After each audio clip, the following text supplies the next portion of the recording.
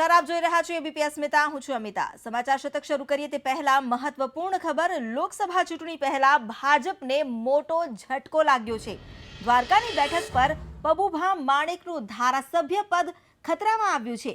કોંગ્રેસના ઉમેદવાર મેરામણ ગોરિયાએ કરેલી અરજીને કોર્ટે માન્ય રાખી છે. દ્વારકા બેઠક પર જે તે સમયે ઉમેદવારે જે ફોર્મ ભર્યું હતું તેને લઈને અરજી કરવામાં આવી હતી. દ્વારકાની બેઠક પર પબુભા માણેક જેઓ વિજય બન્યા અને ધારાસભ્ય બન્યા, ત્યારે હવે તેમનું ધારાસભ્ય પદ ખતરામાં છે, કારણ કે કોંગ્રેસના ઉમેદવાર મેરામણ ગોરિયાએ જે અરજી કરી હતી એ અરજી હાઈકોર્ટે માન્ય રાખી છે. પબુભા માણેકે ઉમેદવારી પત્રમાં વિસ્તારનું નામ નહોતું લખ્યું અને જે તે સમયે સામેના ઉમેદવારોએ લીધેલા આ વાંધાને ચૂંટણી અધિકારીએ પણ ધ્યાનમાં નહોતું લીધું.